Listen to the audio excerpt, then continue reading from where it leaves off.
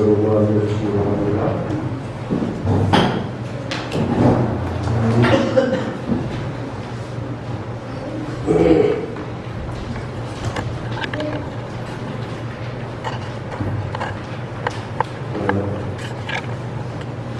오늘 본문은 건축에 있어서 지난 본문에 이어서 다 읽지 아니하고 중요한 부분을 택해서 읽어서 앞에 부분을 요약하는 방식으로 그렇게 말씀드리도록 하겠습니다. 여러분은 보도를 통해서 서초역에 있는 사랑의 교회의 건축 비용에 대해서 많이 들으셨을 줄 압니다. 다시금 여러분의 기억을 상기시켜 드리자면 건축 부지 비용으로 즉 땅값으로 1139억 원이 들어갔고 건축 공사비로 약 1205원이 들었다고 알려지고 있습니다. 이래저래 한 2,400~500억 정도가 사랑의 교회 건축 비용으로 들어갔다라고 알려져 있는 것입니다.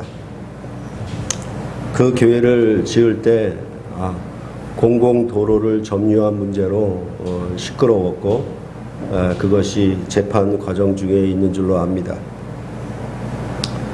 교회가 공공도로를 점유한 그 이유에 대하여 교회가 이제 영적 공공재로 사용되기 위한 것이라고 교회 측은 변명을 했습니다. 그러니까 교회가 교회 시설로만 사용되는 것이 아니라 여러 가지 문화시설이나 시민들이 이용할 만한 그런 시설로 사용되는 것이니까 거기다 이름을 하나 더 붙여서 영적 공공재라 이렇게 해서 자기 주장을 정당화시켰습니다. 이런 것은 하나도 맞지가 않습니다. 교회는 단순히 예배 처소인 것이며 더 이상 교회 건물은 성전이 아닙니다. 더군다나 교회는 사회적 공공재로 쓰여지는 그런 장소는 더더욱 아닙니다. 교회는 오로지 예배하는 곳, 예배하는 집, 그래서 예배당, 이것이 맞는 말이고 성전은 맞지 않는 말입니다.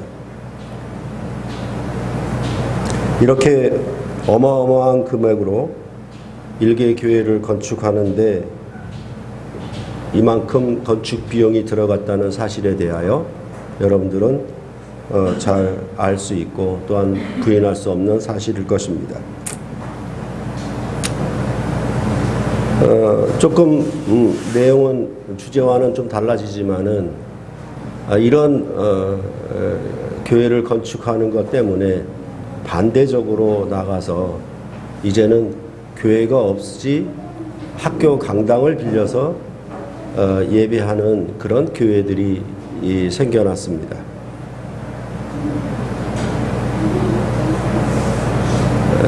아울러 교회는 그냥 형편에 따라서 그렇긴 하지만은 그냥 아무런 장소에서 예배하면 된다라는 생각으로 갖고 있는 것도 또한 사실입니다.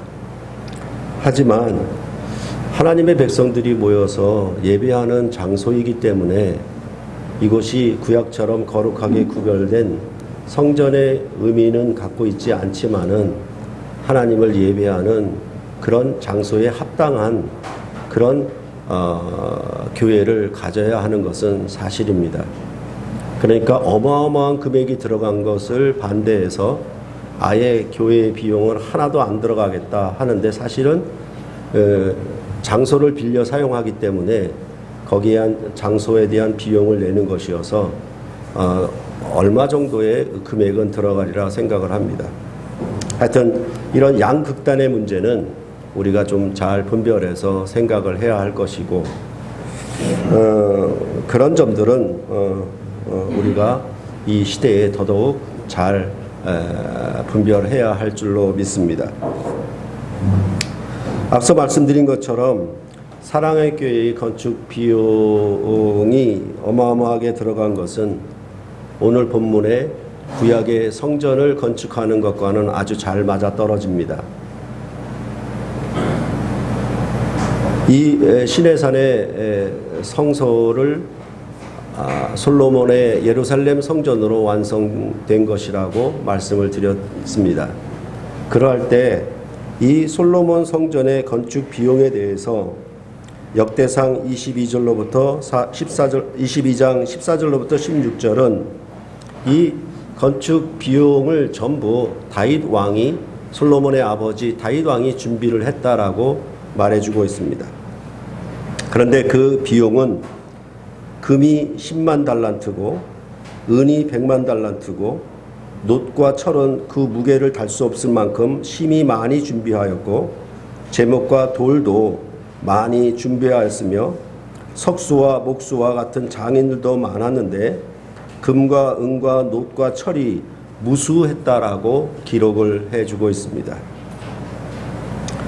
또한 이 솔로몬 성전 건축에 대하여 열왕기상 5장 13절로부터 16절에 보면은 그 성전을 짓는 일에 역군이 3만 명이고 짐꾼이 7만 명이고 산에서 돌을 뜨는 자가 8만 명이었고 이 건축을 감독하는 관리가 3,300명이었다라고 기록합니다.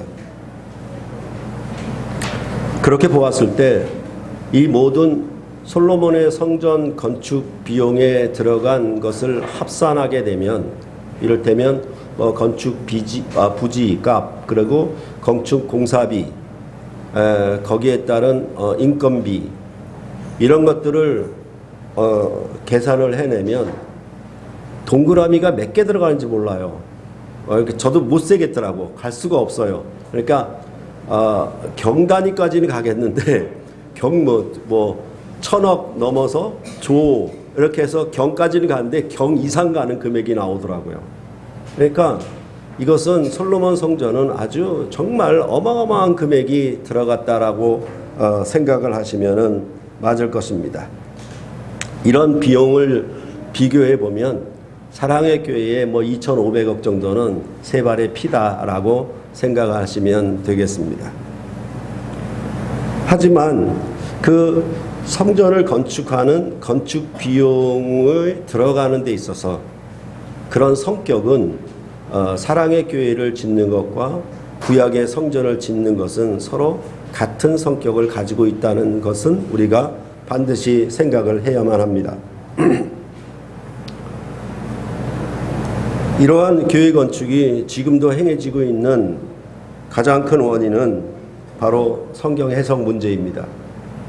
구약의 성전과 신약의 성전을 구별하지 못하기 때문에 일어난 아주 정말 안타깝고 어리석은 현상이 아닐 수 없습니다. 지난 시간에 말씀드렸던 바와 같이 구약의 성전은 손으로 지은 성전이지만 신약의 성전은 손으로 짓지 않은 성전입니다. 이것은 분명히 마가복음에서 말을 해주고 있기 때문에 그런 점에 대한 이해가 아직도 부족하다는 것을 우리는 알 수가 있습니다.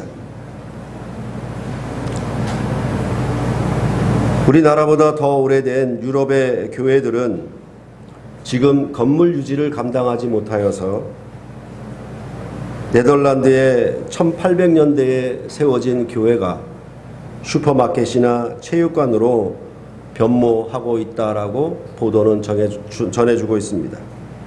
또한 이와 같은 역사를 가진 영국의 교회 건물도 이제는 한 교회가 서커스 훈련 학교가 되었다라고 그렇게 참 슬픈 소식을 전해주고 있습니다.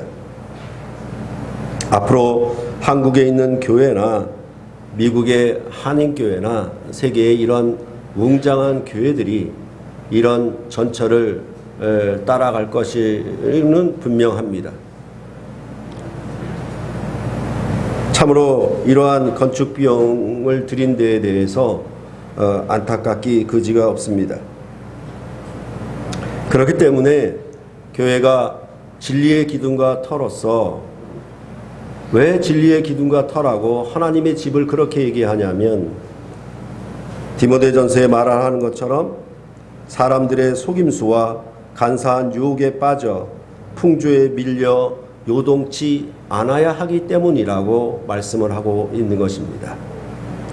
성전 다음에 대해서 헛된 가르침과 거짓된 속임수가 난무하기 때문에 현재의 성령 안에 있는, 진리 안에 있는 교회들은 이 부분을 잘 분별해서 거짓 가르침들을 이겨야 한다라고 디모데전서는 우리에게 가르쳐주고 있는 것입니다.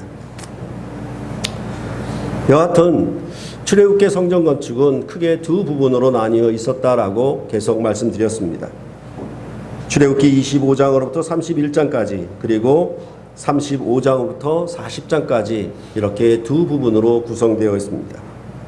그 가운데 32장부터 34장은 언약을 갱신한 내용에 대해서 말씀하고 있었습니다. 이러할 때 25장으로부터 31장에 나타난 성전 건축은 그 양식을 강조하고, 그 다음에 하나님과 만남과 교제의 장소라는 점을 강조하는 것이 특징입니다. 또한 35장부터 40장에 이르는 오늘 본문이 속한 성전 건축은 건축 재료와 건축 비용에 대해서 말하는 것이 중점입니다. 그래서 25장으로부터 31장의 성막 건축은 예물을 가져오라는 여호와의 명령으로부터 시작해서 이스라엘 백성에게서 받을 예물은 무엇인지에 대해서 먼저 말함으로 시작합니다. 그런 다음에 언약궤, 속죄소, 진설병상, 등잔대, 성소의 휘장, 번제단과 뜰의 순서로 그 건축 양식을 말하고 있습니다.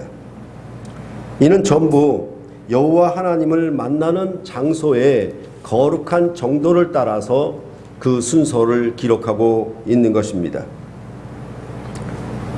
즉 하나님을 만나는 가장 거룩한 장소로부터 시작해서 가장 낮게 거룩한 장소에 이르는 그 순서로 성전 건축의 그 순서를 말을 하고 있는 것입니다.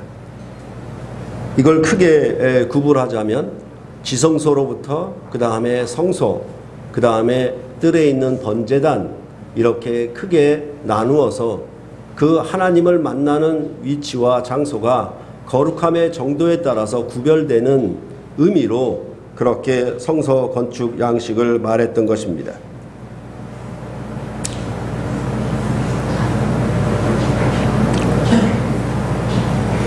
하나님이 자기 백성을 만나는 곳을 차별화하여서 성소를 건축하는 양식에 대해서 말한 것이 그런 부분 내용입니다.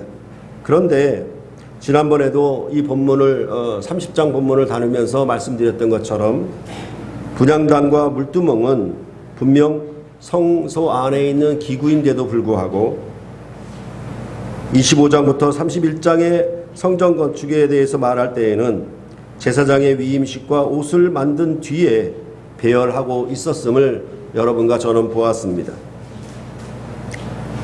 그러할 때 앞에 이 제사장의 옷을 만드는 그 앞에 기록된 성전의 모든 장소들은 하나님 편에서 자기 백성을 어떻게 만나는 것인가, 어떤 거룩함의 차별을 따라서 만날 것인가를 얘기하고 있는 것이고, 제사장의 옷을 만든 다음에 이 분향단과 물두멍을 따로 뒤에 기록한 것은 이스라엘 백성이 하나님께 어떻게 나아가 하나님을 만날 것인가에 대하여 말씀하는 것이라고 구분을 드렸습니다.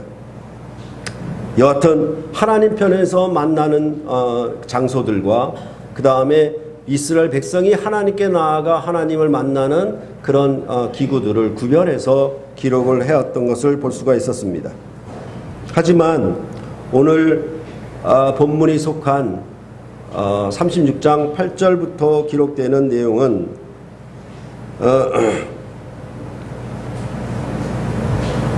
지성소와 성소의 성막을 먼저 만들고 그 다음에 그 안에 들어갈 언약궤와 진설병 상과 등잔대와 분향단과 향품을 만들고 다음으로 뜰에 있는 번제단과 물두멍을 만든 다음에 뜰 울타리를 만드는 순서로 되어 있습니다.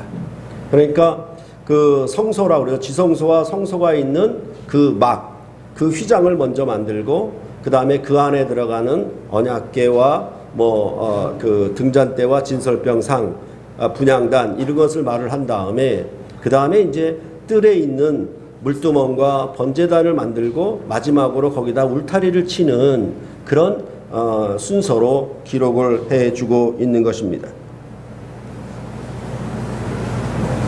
그러니까 벌써 그 앞에서 성전 건축의 순서를 얘기한 것과 뒤에 성전 건축의 순서를 얘기하는 것이 전혀 다르다는 것을 알 수가 있겠고, 오늘 이 본문이 속해 있는 성전 건축의 그 차례는, 그 순서는 마땅히 그 건축 공사에 합당하게 그 순서대로 배열되고 있다는 사실을 알 수가 있습니다.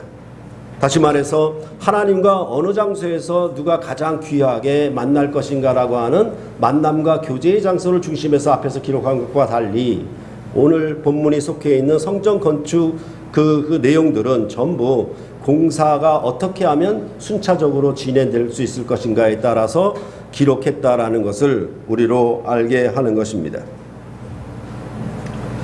그럴 때 이러한 순서로 만들면서 각 기구의 재료가 무엇인지 꼭 언급을 하고 지나갑니다. 지성소와 성소 안에 들어가는 기구들은 모두 금으로 만들었고 조각목으로 번제단을 만들었으며 물두멍도 회막문에서 수종드는 여인들의 거울로 만들었다라고 그렇게 그 기구의 재료들을 말을 하고 있는 것입니다. 이것이 앞에 성전 건축을 얘기한 내용과 이 뒤에 내용이 달라 있는 모습입니다.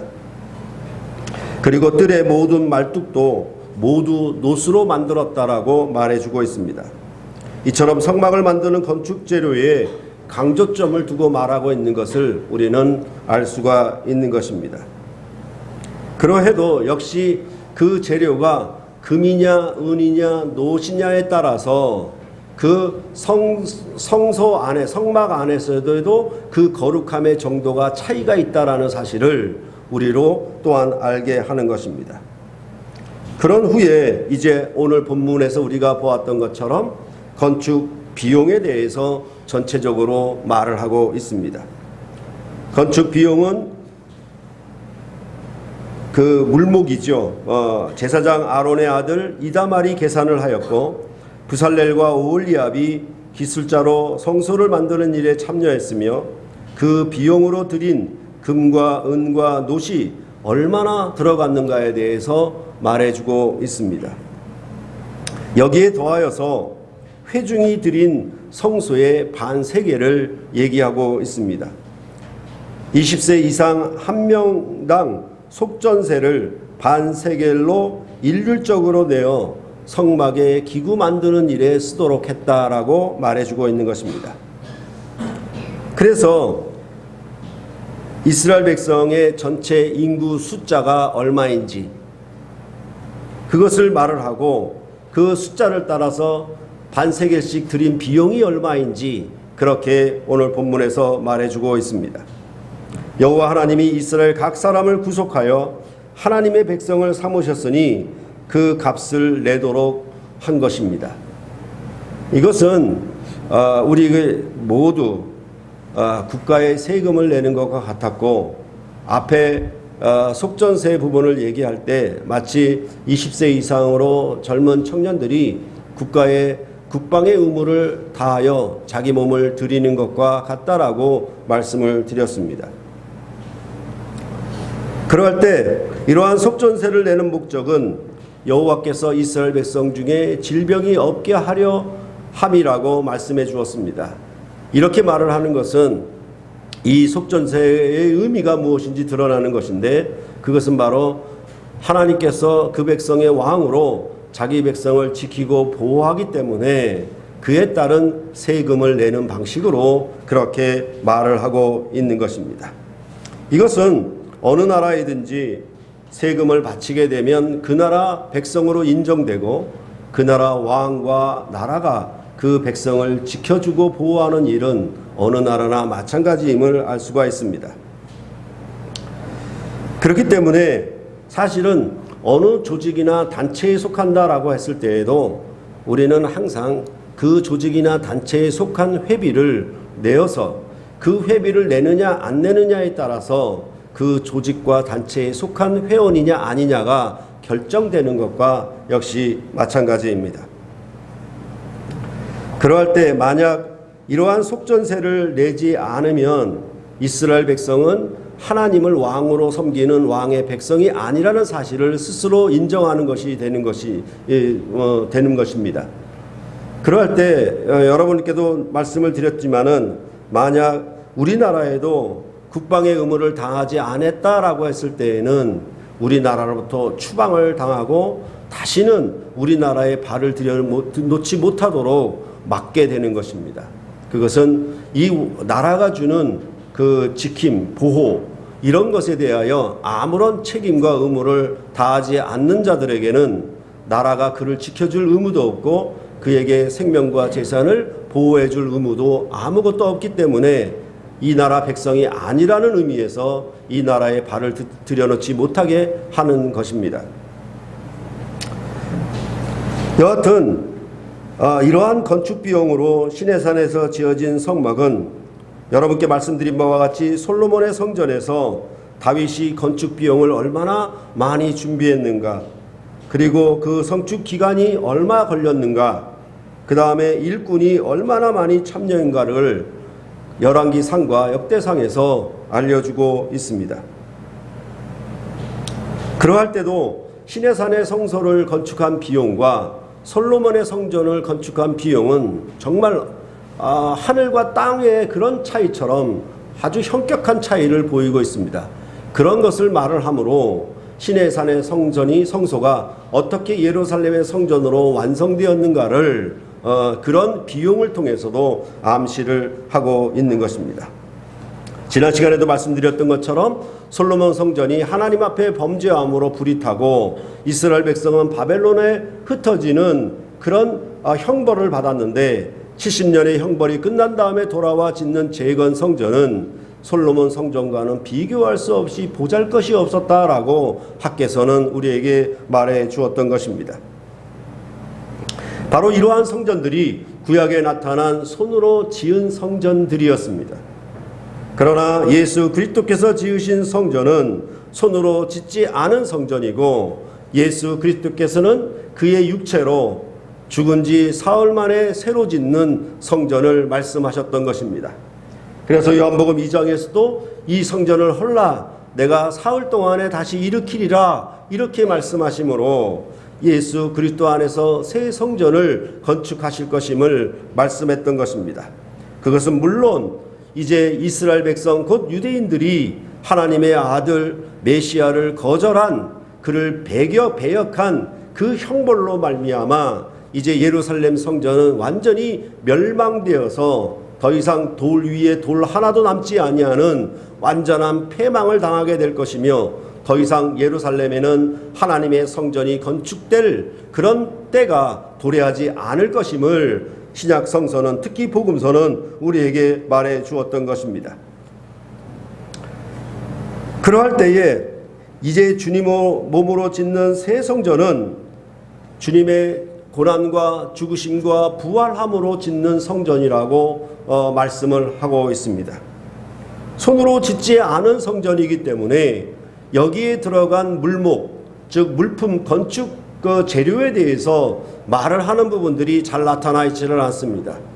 그래서 굳이 여러분들에게 이 새 성전을 건축하는 장면을 떠올리라는 의미에서 예수님의 몸이 십자가에 못 박혀 죽으면 그것이 바로 성전 건축이라고 여러분에게 말씀을 드렸던 기억이 있습니다.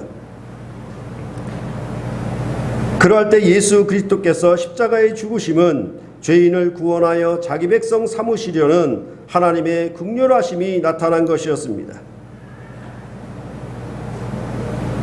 예수 그리스도는 하나님의 영광의 본체요, 그 본체의 형상이시고 하나님과 동등한 권리를 가지셨던 참으로 영광스러운 하나님의 아들이셨습니다. 그는 그럼에도 하나님 아버지의 뜻을 이루고자 사람의 몸을 입어 이 땅에 오셨고, 그는 죄가 하나도 없음에도 불구하고 가장 극악한 죄인으로 여김을 받아 십자가에 저주받은 형벌에 처해졌다라고 복음서는 우리에게 기록해 주고 있는 것입니다.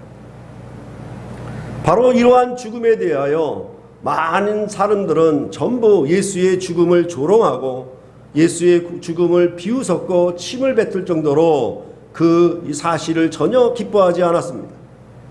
그러나 한 여인은 그리스도의 몸을 귀하게 여겨 매우 값진 향유 곧 순전한 나드 한 옥합을 가져와 그 옥합을 깨뜨려 예수의 머리에 부음으로 예수님의 장례를 준비했다라고 복음서는 말해주고 있는 것입니다. 그래서 요한복음에는 이 여인을 마르다와 마리아 그렇게 얘기해서 이 마리아가 바로 이 한 옥합을 깨뜨린 여인으로 얘기를 하고 있고, 마가와 마태는 그냥 한 여인으로 묘사를 하고 있습니다.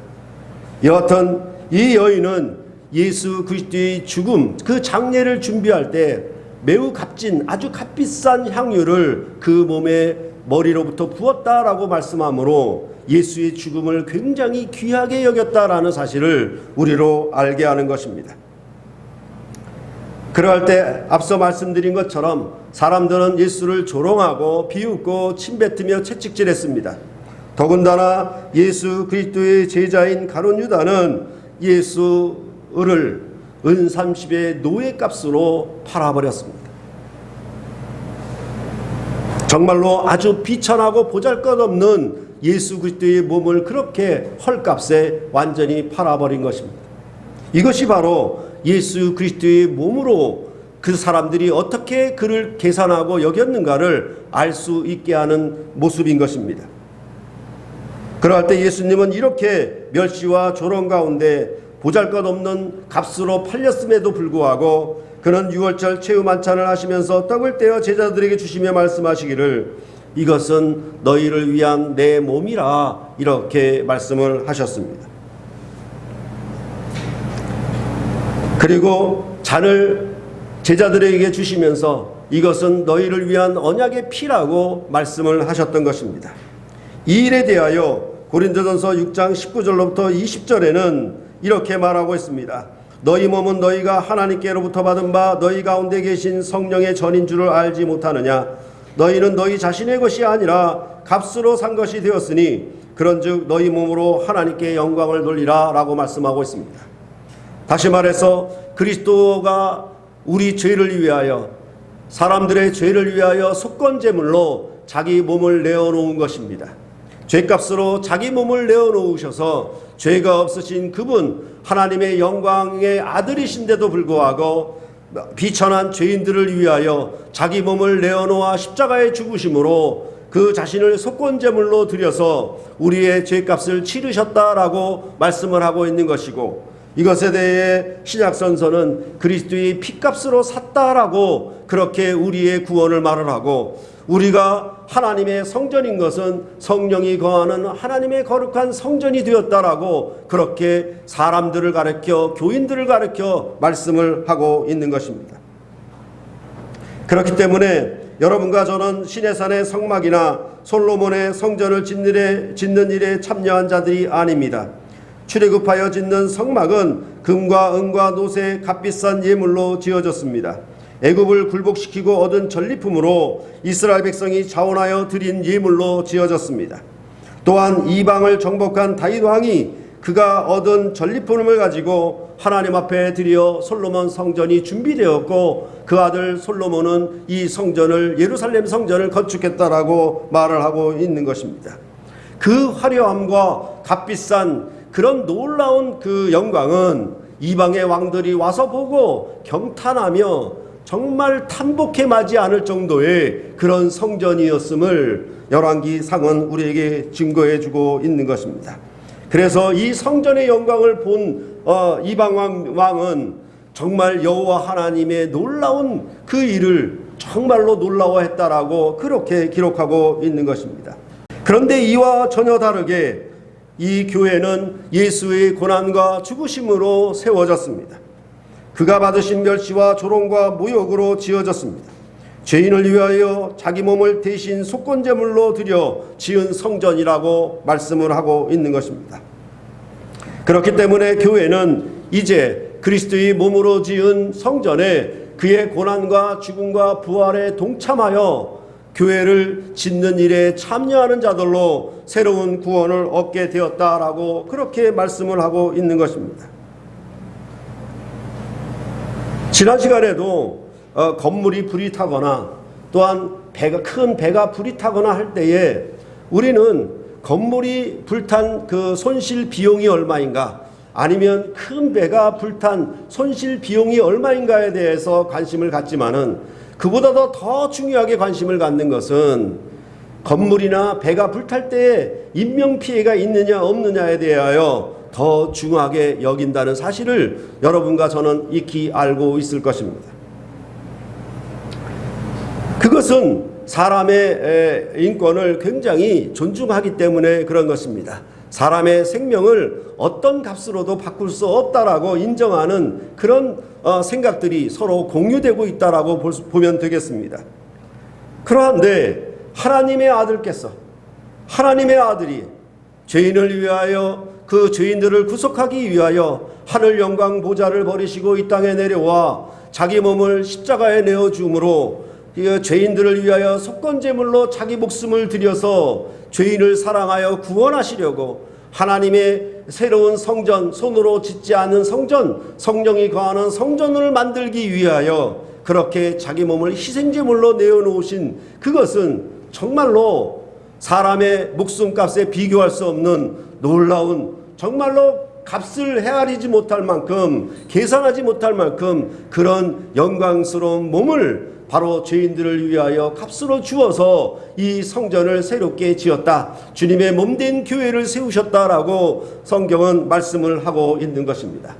시내산의 성소의 건축 비용이 얼마가 들어가든, 또한 솔로몬의 예루살렘 성전의 건축 비용이 얼마가 들어가든, 그것이 영이 얼마나 많이 붙어서 그것을 정확하게 셀 수 없을 만큼 많이 들어간다 하더라도 사람의 인명과는 비교할 수가 없을 것입니다.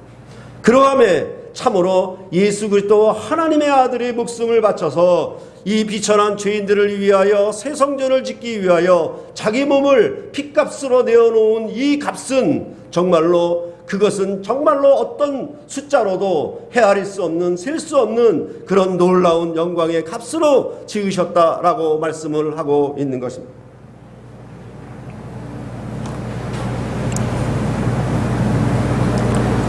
그러할 때에 이 성전 건축 비용에 이스라엘 백성의 속전세로 모든 이스라엘의 인구 수에 맞춰 회중이 드린 반세겔의 세금을 오늘 본문에서 말을 했습니다.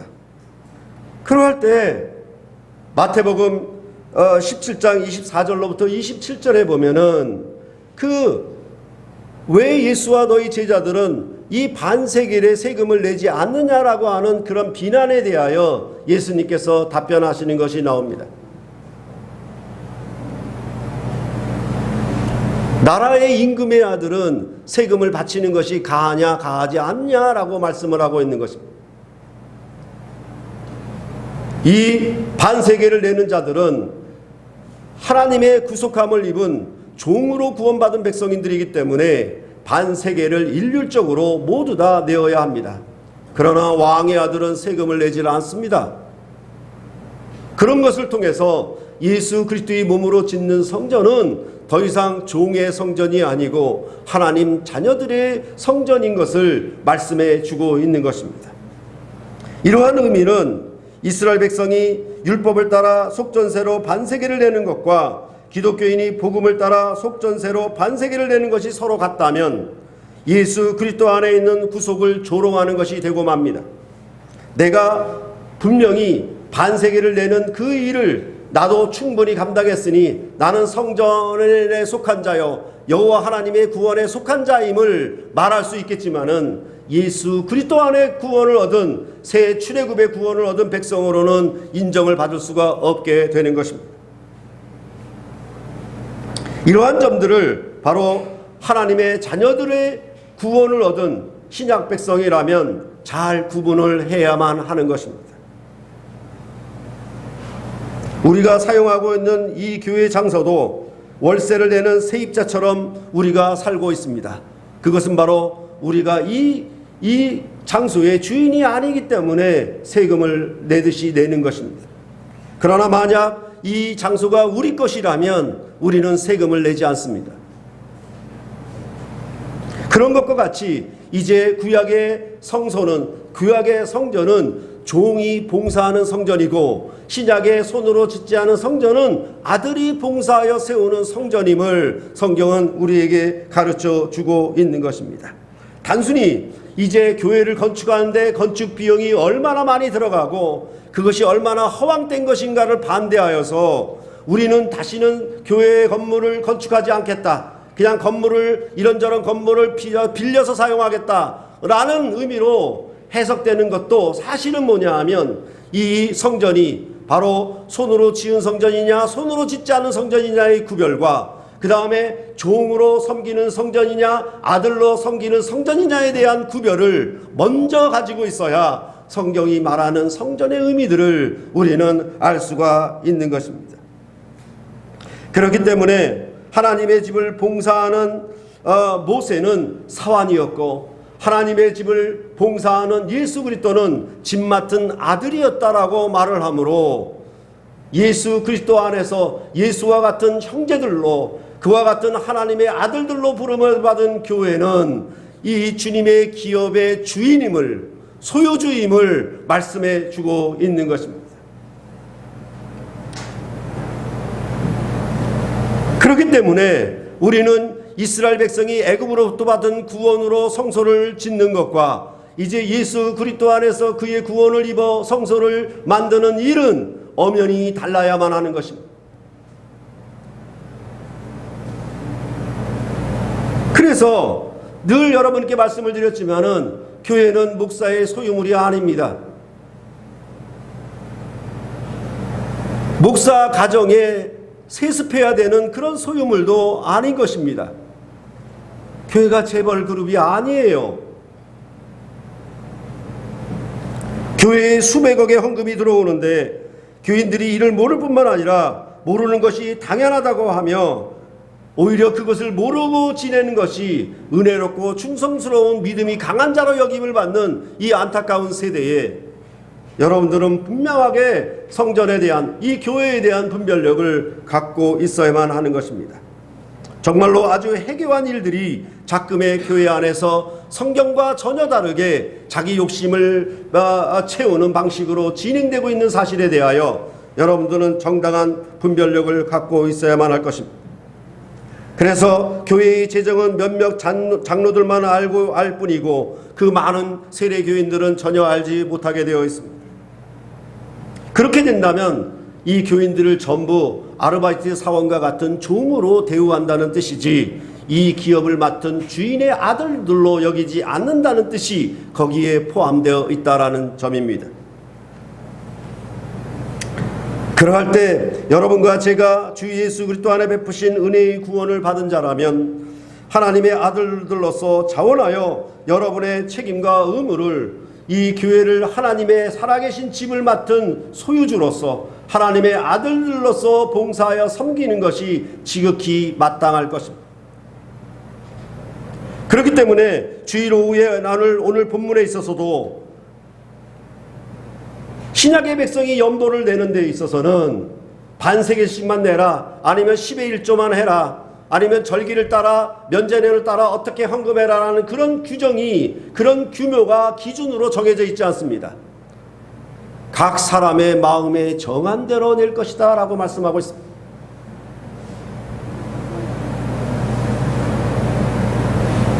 자기가 주장하게 되어 있어요. 자유롭게.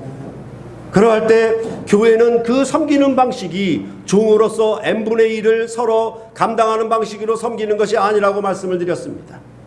가정 안에서 10명의 형제들이 있는데 그 중에 가장 약하고 가난한 형제가 있다라고 하면 나머지 9 형제가 n분의 1로 돕자라고 얘기하는 것은 정말로 마땅하지 않습니다. 사회적인 집단이나 단체는 n분의 1로 도울 수 있겠지만은 가정의 형제를 돕는 일에 있어서는 n분의 1로 내는 것은 합당하지 않습니다. 많이 가진 자는 많이 낼 것이고 적게 가진 자는 적게 낼 것입니다. 각 사람의 마음대로 정하여 내는 것입니다. 만약에 n분의 1로 낸다라고 하면 그거는 인색함이나 억지로 하는 것과 하나도 다를 바가 없는 것입니다.